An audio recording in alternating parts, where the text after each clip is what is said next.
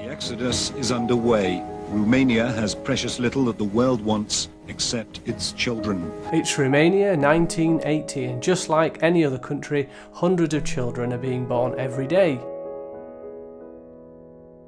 However, in this country, at that time, their parents were forced to do something that most parents would never, ever want to do. These children, most of them less than a month old, were sent away to huge orphanages to be raised in places like this. Why did this happen? How did this affect the children, and where are some of them today? Hey everyone, welcome back to Bear It In Mind. In this video we're going to consider the effects of being raised in an institution in terms of its impact on a child's attachment and their overall development, and we're going to do so through the tragic real-world case of the Romanian orphans. An institution refers to living outside your family home in places like children's homes, hospitals or orphanages where many children live for long periods of time. In the 1960s, Nicolae Ceausescu was the communist ruler of Romania, and he believed that he could help grow the economy and wealth of the country through population growth. By 1977, people were taxed for being childless. The expectation was for families to have 5 children, and contraception was banned in the country. However, by the 1980s, Romania had very little money because of its struggling economy, and this meant that they had an overpopulated country without the money to care for its children. And so, parents were left with the terrible situation where they were completely unable to provide for their children and were left with sending them to huge orphanages. One report states, conditions in these orphanages varied from poor to appalling. The children were confined to cots, there were few if any toys or playthings, very little talk from caregivers, and an environment that was frequently physically harsh. It was estimated that at least 100,000 children were sent to these orphanages. Then, on Christmas Day in 1989, dictator Nicolae Ceausescu was killed, and it was in the days that followed that these hidden away orphanages came to light. Media from around the world came to investigate and reveal what had been going on.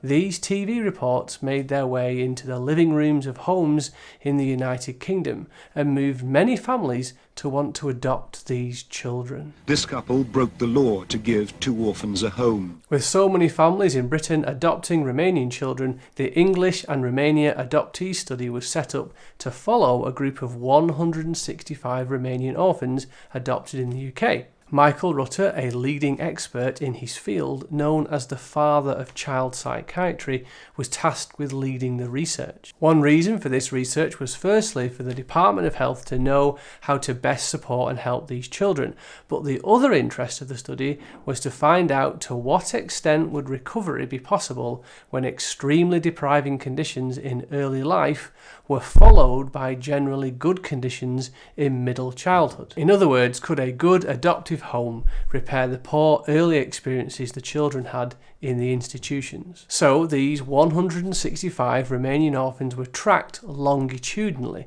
which simply means that they were followed over a long period of time. They were compared with a control group of 52 British children who had not been in an institution but had been adopted before the age of 6 months. Both groups of children were first assessed at 4 years of age using a combination of parental reports, direct observations and psychometric assessments, and then followed up again at 6, 11 and 15 years of age. So what did they find? Well, those adopted early quickly caught up with the British children.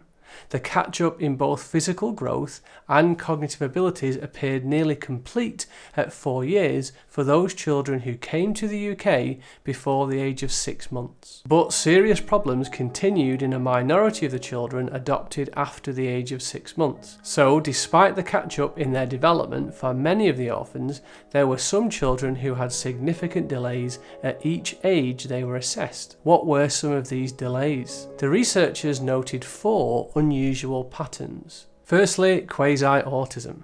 Quasi meaning almost or not really. They called it Quasi Autism because the children were not clinically autistic, but they had some of the symptoms of autism. They showed problems understanding the meaning of social context, and additionally, one behaviour that stood out as an autistic trait was obsessive behaviours. For example, one child was obsessed with the details of plumbing systems, another child had an intense interest in shiny new £10 notes, with another child obsessed about watches. Secondly, there was Disinhibited Attachment.